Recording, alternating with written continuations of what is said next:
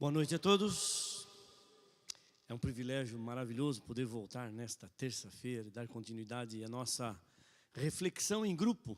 Mais do que um sermão, eu estou preocupado em que a gente, como um grupo, caminhe numa linha de raciocínio, que a gente entenda melhor a vontade de Deus para a nossa vida, que entenda melhor o propósito dEle, o que é que nós podemos observar na nossa vida para que esse canal entre nós e Deus fique desimpedido e a gente possa crescer com essa troca maravilhosa de informação, que é a oração que nós temos com Ele. Por isso nós chamamos da semana de oração. É uma semana de reflexão, é uma semana que a gente para pensar no nosso relacionamento com Deus. Certa vez uma menininha pequena, provavelmente uns 5 aninhos, 6, quem sabe. Ela chegou para o seu papai e disse o seguinte: papai, sabe uma coisa que eu gosto bastante? Eu gosto de ratinho. Rato? Alguém nesse mundo será que gosta de rato? Mas se nós pararmos para pensar um pouquinho sobre essa vontade infantil, até faz sentido. Que a maioria dos desenhos animados que impressiona a garotada é feita com camundongo, rato, Mickey, Minnie, Super Mouse, o Jerry, da dupla Tom e Jerry, ratinhos. Ela gostava de ratinho. E ela chegou para o seu papai e falou assim: papai, compra um ratinho para mim. Aqui embaixo, na nossa rua, tem uma loja de pet, animais, coisas para animais. E eles vendem também ratinhos. E era verdade, porque eles vendiam ratinhos para experimentos e essas coisas todas. O pai olhou para ela e falou assim: olha, eu nunca vou comprar um rato para você. Nunca. Mas, pai, qual o problema? Eu gosto tanto de ratinho. Compra um ratinho para mim. O pai falou: nunca vou comprar um rato para você. Sabe por quê? Não é que papai não ama você. O problema é o seguinte: que rato é um animal sujo. Por natureza ele procura os esgotos, por natureza ele procura os cantos sujos de qualquer local para morar ali. E você não pode ter um rato. Se você tocar num rato, levar a mão à boca, você corre risco de pegar uma doença grave. E há casos de pessoas que já morreram por causa do contato com um rato. Papai não vai fazer isso nunca para você. E ela ficou entristecida. O pai precisou fazer uma viagem. E ele foi para longe. Ela ficou em casa com os demais da família. Mas esse episódio acontecia entre ela e o pai. Quando o pai saiu e ela sabia que o pai ia ficar um bom tempo fora, ela teve uma ideia. Ela foi embaixo da cama, puxou uma caixa de sapato, onde ela guardava todas as moedinhas que ela recebia por um trabalho que fazia para ajudar a mamãe. Quando varria o quintal, a mamãe dava uma moedinha para ela, o papai também dava sempre uma coisinha, uma mesadinha. E ela foi, puxou aquela caixa, viu que ela tinha ali algumas moedas e umas notinhas, pegou esse dinheiro e foi até a loja de animais que havia perto da sua casa. Chegou na loja, chegou no balcão. O cavalheiro lá que cuidava da loja chegou, viu as meninas e perguntou: o que você quer? O que você precisa? Ela pôs o dinheirinho que ela tinha em cima da mesa e falou assim: eu vim comprar um ratinho. Você quer um ratinho? O sujeito nem piscou. Foi para dentro, pegou uma caixinha, pôs o ratinho dentro, contou o dinheiro dela e falou: dá, não tem problema. E deu o ratinho para ela e ela foi para casa agora, feliz da vida, com o ratinho dentro de uma caixa. Chegou, entrou no seu quarto, fechou a porta, puxou um tapete, soltou o rato em cima do tapete e começou a brincar com o rato. Brincava com o rato, brincava com o rato e brincava com o rato. A história terminou aqui.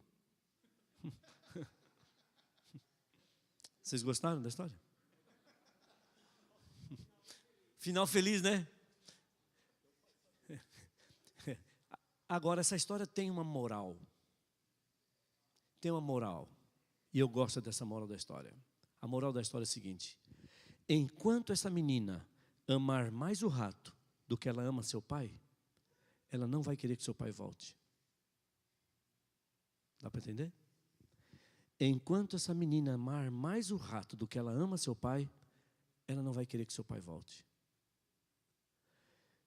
E eu fico pensando, onde é que nós colocamos o nosso amor? Será que nós amamos mais os ratos desse mundo do que amamos a volta do nosso pai? Sabem, para você manter um relacionamento com Deus é muito simples. E é muito fácil. Mas é absurdamente fácil. E a vida não funciona se você não tiver um relacionamento baseado nessas coisas que eu venho falando desde o início da semana. Nas 3 coisas. Onde é que você coloca as suas prioridades?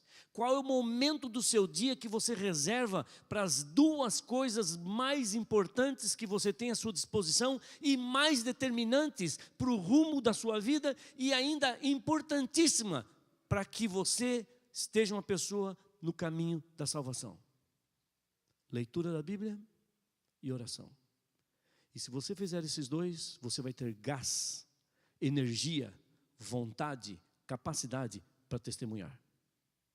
Simples assim.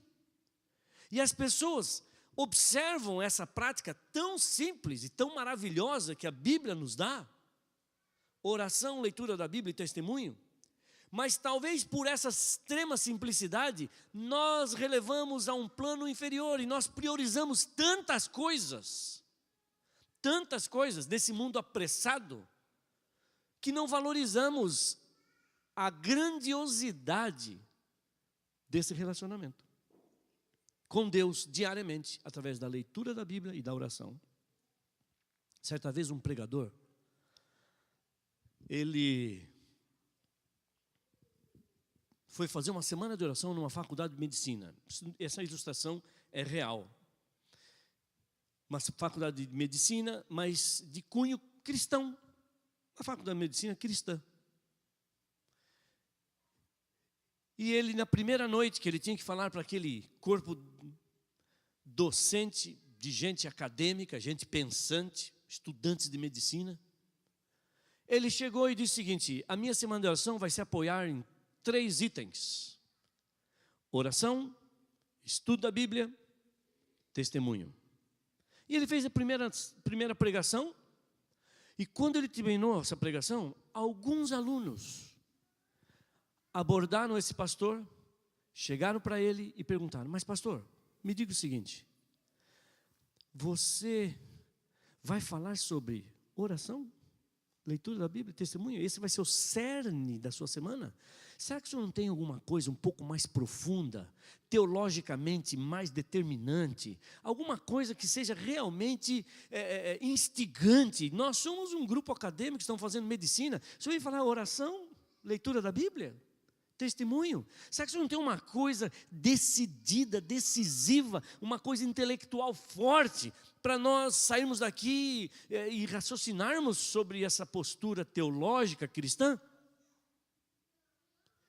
Ele ouviu, ele ficou muito intrigado com o que ele havia ouvido, foi para casa, pensando nessa situação que ele estava envolvido agora. Ele disse: mas se eu não pregar sobre leitura da Bíblia, oração e testemunho, eu vou pregar sobre o quê? Foi para casa preocupado, dormiu preocupado, e chegou o momento da segunda apresentação, do segundo culto, da segunda noite dessa semana de oração. E lá estavam todos os jovens de novo. E ele disse para aquele plenário: olha, eu fui abordado e eu fiquei muito preocupado. E por causa dessa minha preocupação, desse meu questionamento, sabe, dessa minha reflexão, do que vocês me provocaram, eu trouxe uma pergunta para vocês. Vocês, estudantes de medicina, acadêmicos, gente profunda na literatura médica, eu vou fazer uma pergunta para vocês. Por favor, me respondam. Eu quero levar uma vida saudável. Eu quero levar uma vida equilibrada em termos de saúde. O que é que vocês me recomendam para que isso aconteça na minha vida, para que eu tenha saúde? Me dê uma receita, mas eu quero uma coisa profunda. Eu quero uma coisa que cause sensação na minha vida. Não me venha com essa história de comer, dormir e fazer exercício. Eu quero uma coisa que seja profunda mesmo. Eu quero sair daqui pensando e raciocinando em nível de medicina, em nível intelectual. Mas não me venha com essa história de comer, dormir e fazer exercício. Sabe, meus irmãos, as coisas mais importantes da vida, como a saúde, têm princípios simples.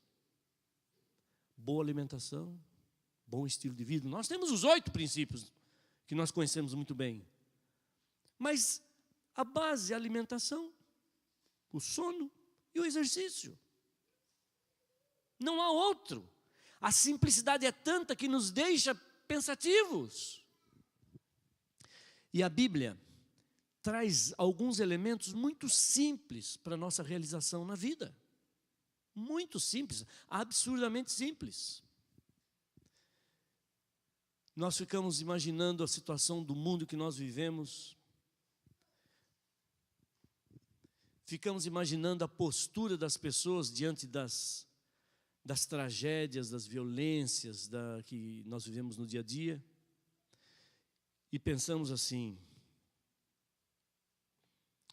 o mundo está muito mal, o mundo está muito violento, o mundo está muito imoral, o mundo está indo para um rumo absurdamente desesperador. Jesus tem que voltar, Ele tem que voltar. Mas sabe de uma coisa? Quero levá-los a raciocinar comigo. E gostaria que vocês abrissem a Bíblia de vocês no livro de Mateus.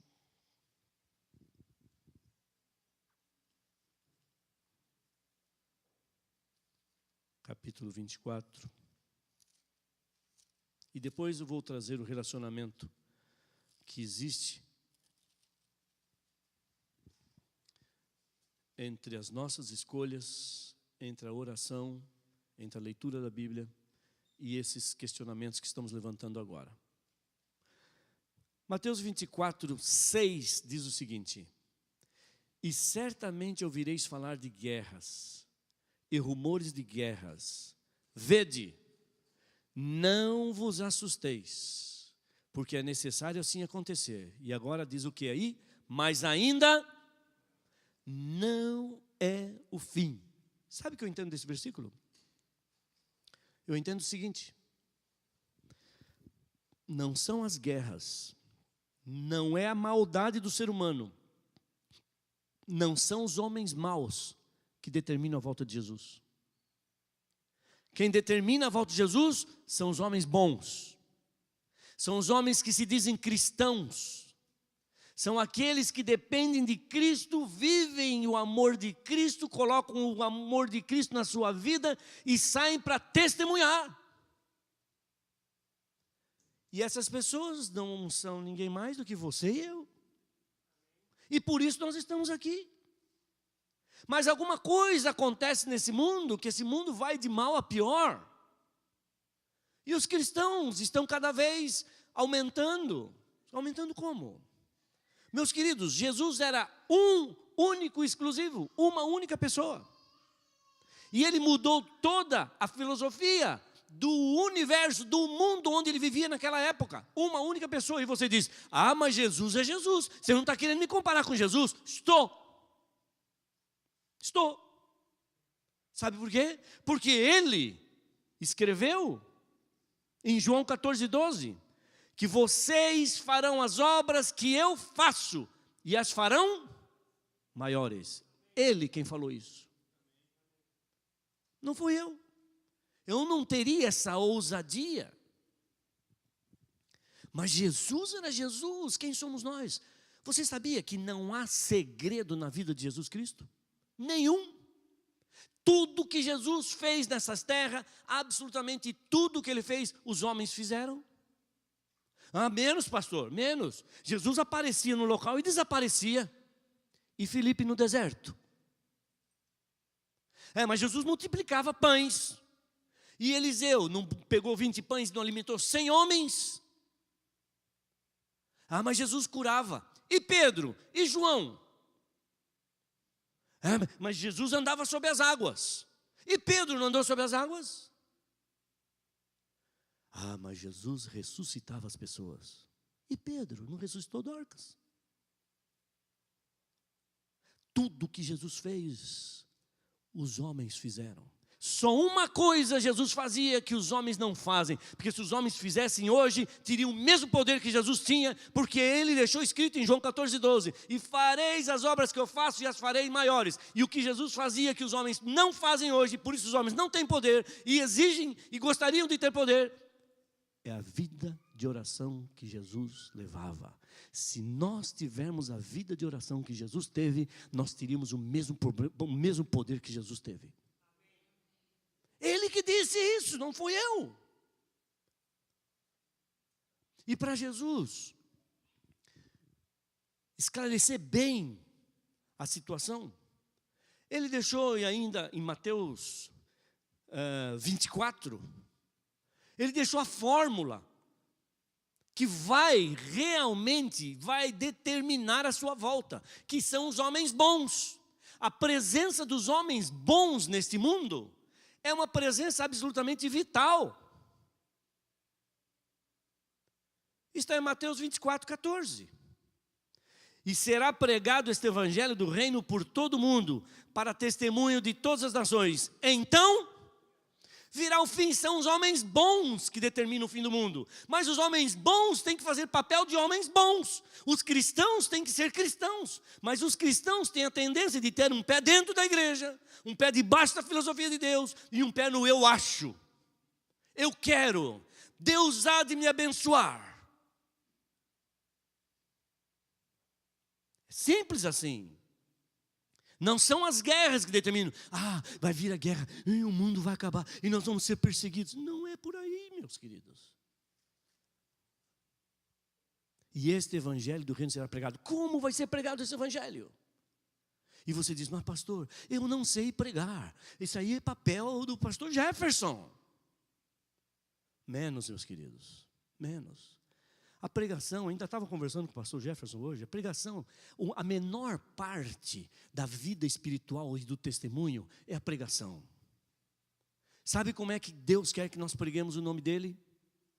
Se você se esconde atrás de uma aparente falta de talento, eu não sei pregar, eu não sei cantar. O grupo que canta aqui, cada dia que passa eu fico cada vez mais surpreso de observar tantos solistas, tanta gente boa apresentando, tanta gente afinada. E você pensa, eu não sei cantar, eu não sei pregar, estou livre dessa. Pastor, faça o seu trabalho. Menos, meus queridos, menos. Sabe como é que Deus quer que nós preguemos? Com a vida, com a vida. Porque se você tem Cristo na sua vida, de forma íntegra, de forma total, não se preocupe, não se preocupe. O evangelho vai sair pelos poros. Você vai olhar para uma pessoa, vai sorrir para ela, e ela vai dizer o seguinte, mas nesse mundo miserável, nesse mundo escurecido pelo pecado, da onde você tira tanta energia? Para pregar para ter um sorriso sincero, honesto, para mostrar uma estrutura cristã, uma postura cristã, de onde você tira essa fé, esse brilho nos olhos, e você diz, vem comigo, vem e vê. Vem sábado comigo, você vai ver. E a palavra vai ser aberta, e você começa a perceber. Sabe, esse testemunho é uma coisa maravilhosa. E Jesus falou o seguinte, eu vou dizer para vocês como é que vocês podem testemunhar. E no final do Sermão da Montanha, no Mateus 5, eu quero que vocês me acompanhem. Mateus 5, olha que coisa interessante. Versículos 13 e 14 e 15. E 16, esses aí, de 13 a 16. Jesus deixou bem claro o que Ele espera de nós. Ele deixou bem claro o que é testemunho para Ele. Mas olha, e Ele deixou bem claro também a necessidade de você crescer em graça para que você possa testemunhar. Veja só, vós sois o sal da terra. Ora, se o sal vier a ser insípido, como lhe restará o sabor? Para nada mais presta, senão para ser lançado fora e ser pisado pelos homens. Sabe, meus queridos, eu não tenho medo que a igreja vai ser perseguida. Isso vai ser uma bênção. Eu tenho medo que a igreja seja desprezada, por ser uma igreja que não faz diferença. Se o sal não for sal, ela vai ser pisada pelos homens. Em outras palavras, ela vai ser desprezada, porque os cristãos não estão fazendo o papel de cristãos. Os pecadores estão fazendo o papel que um pecador tem que fazer. O pecador nasceu e peca. E quanto mais ele peca, melhor pecador ele é. Os cristãos nasceram para ser cristãos, para crescer em poder, para crescer em graça. E estão crescendo de tal forma e não têm poder. O problema não está com os pecadores, que estão desempenhando o papel deles. O problema está que os cristãos não estão desempenhando o papel à altura como deveriam. E por que isso acontece? Ele diz, vós sois a luz do mundo. Olha que interessante, versículo 14. Não se pode esconder uma cidade edificada sobre o monte. Não se pode esconder uma cidade que foi construída em cima do monte. Não dá para esconder. Você nasceu para estar em cima do monte. E continua. Nem se acende uma candeia, nem se acende uma lâmpada, uma luz, para colocá-la debaixo do alqueire. O que é alqueire? Alqueire simplesmente é uma espécie de um galão, uma medida. Alqueire era uma medida para grãos. Você não vai acender uma lâmpada e pôr uma bacia em cima da lâmpada. Vai pôr um galão em cima da lâmpada, um balde em cima da lâmpada. Você não acende uma lâmpada para pôr dentro de um balde, mas a lâmpada é acesa para ser colocada no velador, lá em cima. E alumia a todos os que se encontram na casa. Assim também, percebam Jesus falando, assim como a lâmpada é colocada lá em cima, assim também brilhe a vossa luz. Agora, olha que interessante. E a Bíblia não fala que nós somos a lâmpada da terra. Porque para ser lâmpada, você tem duas opções. Pode estar aceso ou pode estar apagado, continua sendo lâmpada. Jesus não disse que nós somos lâmpada, nós não temos a opção de estar apagado. Aqui, por exemplo, essa aqui eu tenho uma lâmpada acesa, assim como aqui tem uma lâmpada que está apagada, continua sendo lâmpada. Mas por que ele falou que nós somos luz? Ele não disse que nós somos lâmpada. Primeiro, porque nós não temos a opção de estarmos apagados ou estarmos acesos a hora que nós queremos. Ele diz, vós sois a luz do mundo. E a luz do mundo tem que ser colocada em cima para iluminar a todos. Há uma obrigação nossa de iluminar aqueles que estão ao nosso redor. Só que há um detalhe. A lâmpada, para ser lâmpada, ou melhor, a lâmpada, para ser lâmpada, não faz esforço nenhum.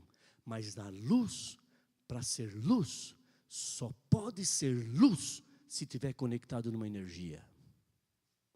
Como é que nós vamos ser luz do mundo se nós não estamos conectados na energia? E essa energia tem nome. Essa energia chama-se Jesus Cristo e este o crucificado. Se eu não gasto tempo com Jesus, eu vou ficar reclamando o resto da minha vida que eu não sei cantar, que eu não sei pregar, que alguém tem que fazer isso por mim. Mas quando você gasta tempo para Jesus, chega um vizinho do seu lado, você não sabe fazer outra coisa, a única coisa que você sabe fazer é um bolo. Como esses bolos deliciosos que tem aqui na frente. Alguém sabe, alguém fez. Faz um bolo. O vizinho chega, olha, bem-vindo para a nossa comunidade. Toma um bolo. E a pessoa fala, mas um bolo, mas que coisa linda. Esse bolo para mim é mais do que um bolo, é um abraço. Quem é você? Eu sou uma pessoa cristã, frequento a igreja adventista. De onde você vem? Vem comigo, eu vou mostrar para você. E você começa a pregar pelos poros. Meus queridos, nós não imaginamos a nossa influência. Nós não imaginamos. Nós pensamos que nós temos que ver resultados palpáveis para que o nosso evangelho possa ser mensurado. Nós vivemos uma sociedade de números. Mas vocês se lembram também, em Gênesis 18, quando Deus estava para destruir duas cidades, 500.000 pessoas nessas duas cidades, que vocês sabem muito bem, que Sodoma e Gomorra. Abraão chegou para Deus e disse o seguinte, Deus, se o Senhor é o Deus que eu conheço, se o Senhor tem essa teologia maravilhosa, não combina o que o Senhor quer fazer. Não combina o que o senhor está me dizendo que vai fazer com o seu caráter. Como é que o senhor vai destruir o justo junto com o ímpio? Não faz sentido. Eu tenho uma proposta para lhe fazer, Deus. Deus olhou para Abraão, cavalheiro como Deus é, e disse: Abraão, pode me fazer a sua proposta. E Abraão olhou para Deus e disse: eu vou entrar nessas cidades aí. Vou trazer 50 justos aqui. O senhor poupa a cidade por causa dos 50 justos? Deus falou: poupo. Ok. Abraão entrou. Daqui a pouco ele volta e diz: Deus, olha, é o seguinte, eu não encontrei 50, mas que tal 45? Deus disse: tá bom, eu poupo a cidade pelos 45. E lá vai Abraão na cidade, procura, não encontra os 45.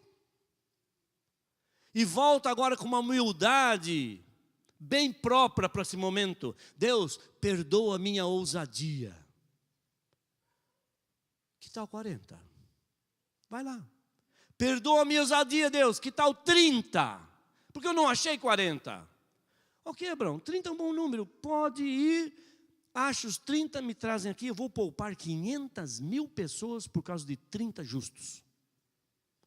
E Abraão vai e volta e diz: não encontrei 30, Deus. O senhor me desculpe. Desculpe a minha teimosia, a ousadia. Mas que tal 20? Abraão, eu poupo as 20 pessoas. Poupo as 500.000 pessoas por causa de 20 justos. E Abraão vai e não encontra os 20. E volta e diz: Deus, que tal 10? Ok, Abraão, eu poupo as 10 pessoas. Poupo as 500.000 pessoas por causa dos 10 justos. E Abraão não encontrou. Meus queridos, a conclusão dessa história é muito simples. Sodoma e Gomorra, essas duas cidades, não foram destruídas porque os pecadores estavam pecando. Foram destruídas porque os justos não estavam fazendo papel de justos. Não havia nem sequer 10 justos na cidade.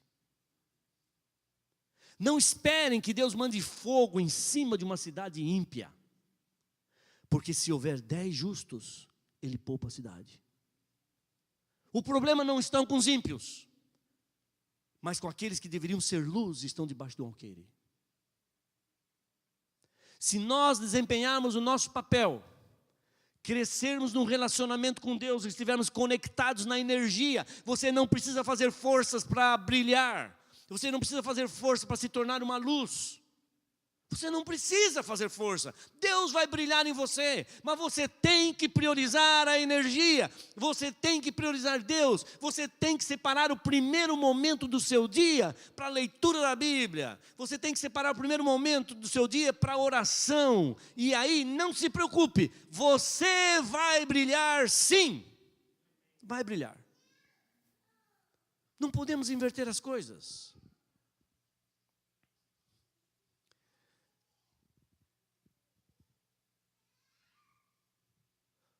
Nós somos um grupo de pessoas extremamente privilegiado. Vivemos com informações que nos trazem vida, nos trazem vigor, nos trazem, sabe, o privilégio de andar em contato com Deus, ao lado de um mundo carente, faminto, abandonado. Basta que nós estendamos a mão. E não vale por um segundo a ideia de que, eu sou muito pequeno.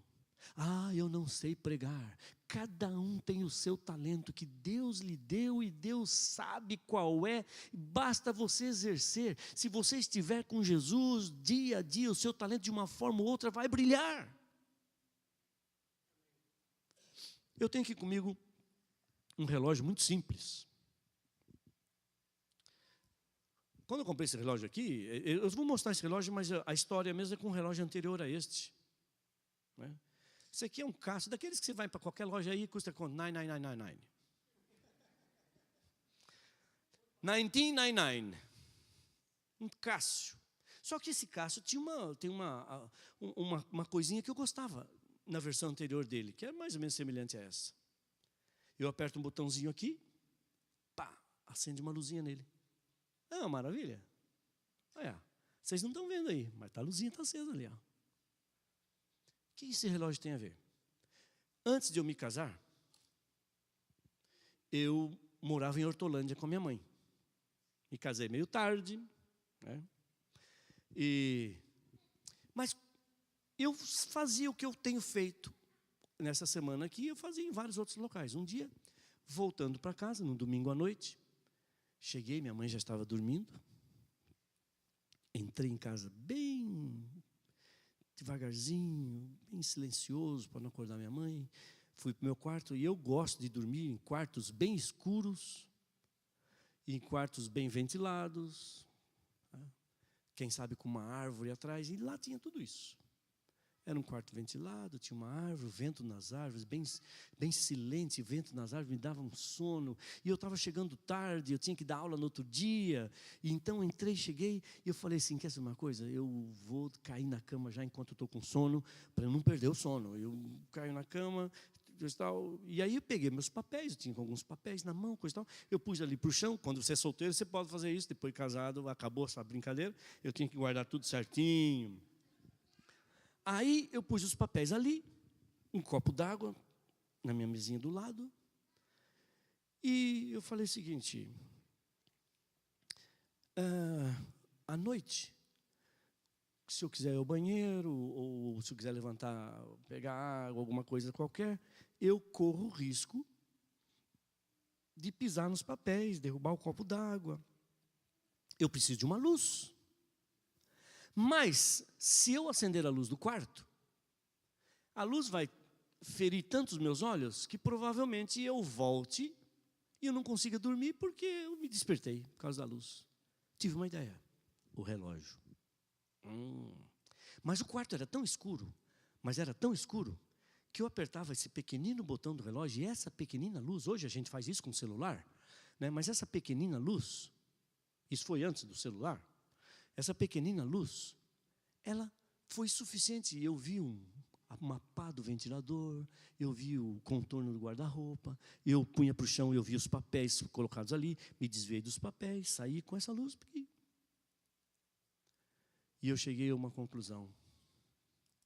A conclusão que eu cheguei é a seguinte: o mundo está tão escuro, mas tão escuro pelo pecado, que não importa o tamanho da sua luz, ela vai ser suficiente para mostrar o caminho. Nós não vamos ter desculpa perante Deus, mas essa luz pequenina como é, só funciona se estiver conectada numa energia, numa bateria. O cristão pode se achar pequeno, mas ele vai ter luz suficiente para iluminar aonde ele for, porque o mundo está muito escurecido pelo pecado. Nós não teremos desculpa perante Deus. Não teremos desculpa. Ele disse, eu dei uma luz pequena para você, mas essa luz era suficiente para o mundo abandonado? Você podia compartilhar com alguém? Mas não, eu não sei pregar. Estou livre. Eu não sei cantar, estou livre. De maneira alguma. De maneira alguma. Nós não estamos livres sob hipótese alguma, porque Deus deu um dom, Deus deu um talento, e nós temos que exercer esse dom, porque nós somos cristãos, e não há cristão que não brilhe, muito ou pouco, mas tem um talento para brilhar, e é esse talento que vai poupar as grandes cidades, porque esse talento significa Jesus na vida, e quando você tem Jesus na vida, o mundo não resiste. Portanto, eu digo para vocês, Fort Lauderdale, que se prepare, porque a Igreja Adventista do Brasil, um tempo vem aí. Um só, não há problema. Quem diz que uma pessoa não tem capacidade, tudo que Deus quer nesta vida é uma única geração que não faça deste mundo o seu lar final. É tudo de que ele necessita. Tudo. E sabe, meus queridos, nós somos muito bons e muito fortes, muito argumento, quando a igreja parece não caminhar na velocidade que nós esperamos. Mas eu quero lhes dizer uma coisa, a igreja nunca será o que nós queremos que ela seja. A igreja nunca será o que nós queremos que ela seja. A igreja é o que nós somos. Quem é você? Quem sou eu? Cristão é fácil de ter uma definição. Cristão é aquele que está com Cristo. Simples assim. Simples assim. Mas como nós temos prazer em priorizar outras coisas. Como nós colocamos Deus em segundo plano, terceiro plano. E Deus diz o seguinte: buscai em primeiro lugar o meu reino e a minha justiça. Então as demais coisas serão acrescentadas. Nós colocamos Deus em terceiro lugar, em quarto lugar. E depois perguntamos: por que é que a vida cristã não funciona? E saímos livres pela tangente dizendo: eu não tenho talento mesmo. O mundo, ou melhor, a igreja nunca será o que nós queremos que ela seja. A igreja é o que nós somos. Quem somos nós? Quem somos nós? Como estamos desempenhando o nosso papel de estudo da Bíblia, que hoje está aberta à nossa disposição livre, para nós a estudarmos no momento e no horário que nós queremos. E a oração, à nossa disposição. Deus está sempre a posto para nos estender a mão e resolver os problemas. Mas como a igreja às vezes caminha a passos de ganso. Por quê? Porque nós esperamos que alguém faça o seu trabalho. Quando Deus diz: não, o seu trabalho é muito simples. Você só tem que estar comigo. E eu vou passar todo o poder e energia de que você necessita, para que você tenha luz suficiente para iluminar esse mundo escurecido pelo pecado. Mas você tem que decidir, porque as pessoas vão observar você sem que você saiba. Vão observar de longe, e você vai estar testemunhando. Você está falando alto, você vai estar gritando. Eu tenho traduzido alguns professores que vêm da Andrews para fazer para dar aulas no doutorado no UNASP.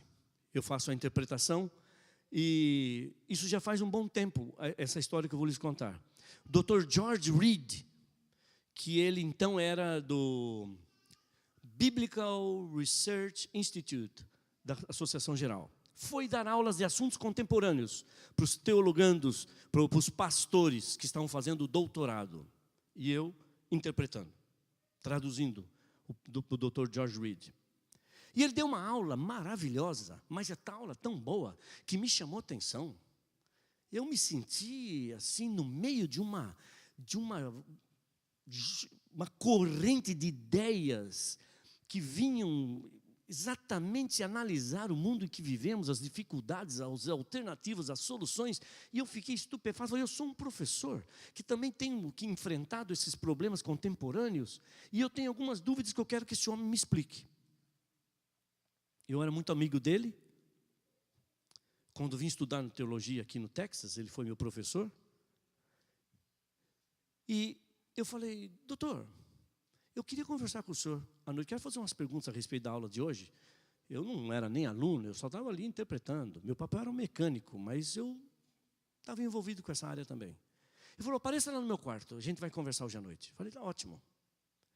E eu cheguei à noite, bati no quarto, ele abriu, eu entrei, sentei na cama dele ali, com ele ao lado. E eu falei: doutor, o senhor falou algumas coisas hoje na aula que me deixaram, realmente inquieto. O senhor falou dos problemas contemporâneos, é exatamente o que eu percebo, porque eu sou um professor. O problema do professor hoje é que eu falo, os alunos não ouvem. Os pais falam, os filhos não ouvem. O pastor prega, uma parte ouve, uma parte não ouve. Tudo que um comunicador quer, tudo que uma pessoa quer é falar e ser ouvida. Pegar o evangelho, interpretar o evangelho e dizer: meu filho, esse é o caminho. Está escrito aqui, andai nele. Agora, eu percebo que isso não acontece. Eu falei: doutor, o que é que eu posso falar para os meus alunos? De que forma? Para que eu tenha certeza de que eles vão alterar o comportamento e mudar de vida. Eu não quero falar em vão. Eu não quero ser um professor que fala e nada acontece. E me coloco no lugar dos pais que falam e nada acontece, dos pastores que pregam e nada acontece. E é isso que está acontecendo hoje. O que é que eu posso fazer? Em vista de tudo que o senhor falou, da pós-modernidade, da pós-modernidade. Ele olhou para mim com aquele olhar frio de um professor, e ele disse o seguinte: meu querido Valdecir, sabe o que você vai ter que falar para os seus alunos, para que eles mudem de atitude? E eu arregalei os olhos. Agora vem. E eu disse: nada. Nothing at all. Falei, isso está me deixando mais desesperado. Quer dizer, eu venho aqui para ter uma conversa com o senhor a respeito da minha postura de um profissional cristão que tem uma obrigação mais do que de pregar, de viver, como nós conversamos hoje, pastor. E o senhor vai dizer que eu não vou falar nada para eles? Ele falou, exatamente isso, nada. Sabe por quê? Os alunos, os membros, os filhos não estão nem um pouco preocupados com o que você vai falar. Mas há uma única, exclusiva coisa que você pode fazer para mudar esse mundo miserável, abandonado, pecador. Ninguém está de olho nas suas palavras. Todos eles estão de olho no seu exemplo. Quem é você, Valdecir? Como é que anda a sua vida? Como é que anda a sua vida de oração? Como é que anda a sua vida de leitura? Porque eles estão te observando. Eles estão olhando para você e estão alterando o seu comportamento em cima do que eles veem. Em cima do seu relacionamento com eles. E eles têm que ver que você tem Jesus na sua vida. Quando eles virem Jesus em você, eles vão assumir uma nova postura. Não por causa da cor dos seus olhos, mas porque Jesus habita em você. Porque eles vão ver Jesus em você. E isso só acontece se você estiver conectado nessa energia, capaz de fazer a luz brilhar. Porque uma luz não é luz sem Jesus, sem energia. Não tente ser luz se você não tiver energia. Não tente aplicar os princípios da igreja no seu testemunho se você não tem Jesus com você dia a dia, momento a momento, segundo a segundo. É só Jesus, não há alternativa. E Jesus vai vir até você através da leitura da Bíblia e através da oração. Aí você vai testemunhar. E querem saber mais uma outra coisinha? Olha só que interessante o que diz Isaías 1:9. Isaías 1:9. É muito interessante esse versículo ali. Diz o seguinte: se o Senhor dos exércitos não nos tivesse deixado alguns sobreviventes, já nos teríamos tornado como Sodoma e semelhantes a Gomorra. Deus reforçando a sua ideia. 10 cristãos são suficientes para poupar 500 mil pecadores. Alguns sobreviventes para poupar uma área que Deus queria. E sabem de uma coisa? Se vocês continuarem lendo Gênesis 18 e o início de 19, Ló, que estava lá, mas tinha um evangelho escondido dentro de si, teve que fugir com o auxílio dos anjos. E quando ele estava subindo a montanha, ele disse, não me manda para aquela cidade. Por favor, eu não quero ir para lá, eu quero ir para esta aqui. É uma cidade pequenina. Por favor, permita que eu vá para lá. E o anjo disse, disseste bem, Ló. Você vai para lá, para que essa cidade não seja destruída.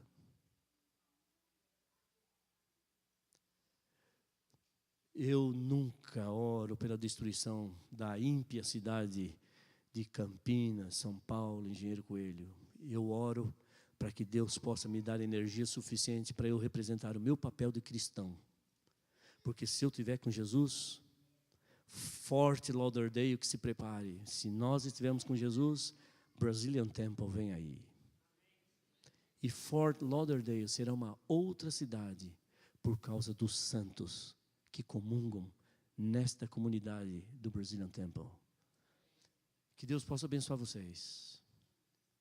Que essa mensagem venha para esclarecer a simplicidade que está à nossa disposição para sermos cristãos eficazes e, mais do que isso, eficientes. Simplicidade que está à nossa disposição através da palavra que está aqui, que é a Bíblia, que deve ser lida diariamente, e do poder mais simples, do lugar mais democrático que existe nessa face da terra, que é a oração. Leitura e oração igual poder para o testemunho. É tudo o que nós necessitamos e tudo o que queremos. Que Deus nos abençoe, que nós possamos sair daqui ligados na sua palavra, ligados no seu evangelho, colocando a Deus sempre em primeiro lugar. E podem ficar descansados. Fort Lauderdale vai saber que você existe. vai saber que Deus existe, vai saber que o Evangelho tem que ser pregado nessa terra, porque você está única e exclusivamente vivendo a experiência de ter Jesus na vida. O fazer não importa, Ele vai mostrar para você, mas para Ele mostrar, Ele tem que estar em você, e para que Ele esteja em você, espero que Deus o abençoe, que você tenha uma noite maravilhosa, e que vocês possam ir em paz. Vamos ficar em pé para uma palavra de oração. Santo Deus e Pai, nós estamos imensamente agradecidos pelas Tuas bênçãos, pela oportunidade de virmos aqui à Tua casa e lermos as palavras que saíram da Tua boca, que vão nos direcionar para um evangelismo profundo, eficaz, que é capaz de transformar o mundo, porque não é a nossa força, não é a nossa decisão, não é a nossa atitude, é Jesus habitando em nós. E sabemos que Jesus não pode habitar em nós se nós não o buscarmos, se nós não quisermos estar com Ele, se nós não o procurarmos diariamente. É tão simples. A Tua palavra está aberta diante de nós com tanta facilidade. Senhor Deus, por que nós somos tão lentos, nós somos tão lerdos, nós demoramos tanto para colocar essa verdade em prática? Ajuda-nos a priorizarmos o Teu nome, a priorizarmos a Tua palavra, e para que nós cresçamos em poder, e assim, aonde entrarmos em contato, as pessoas saibam que nós estivemos contigo. Não há possibilidade de nós entrarmos em contato contigo e o mundo não saber disso. Ajuda-nos, portanto, a Te encontrarmos cada dia, a colocarmos o Teu nome, o Teu Evangelho, a Tua palavra em primeiro lugar na nossa vida, porque só assim saberemos que as demais coisas serão acrescentadas. Dá, portanto, o Teu amor a todos os que aqui estão. Tu bem conheces os problemas de cada um, Tu bem conheces as lutas de por que eles estão aqui na igreja hoje. Santo Deus, vai com cada um para casa, leva-os debaixo das Tuas asas e dos Teus cuidados, faze deles uma luz, e que eles se sintam adoradores perfeitos, porque estão cumprindo com a Tua palavra, da melhor maneira, que é colocar-Te em primeiro lugar, no melhor lugar, no início e no fim, todos os dias. É isso que pedimos e agradecemos por Jesus Cristo, nosso Senhor e nosso Salvador. Amém.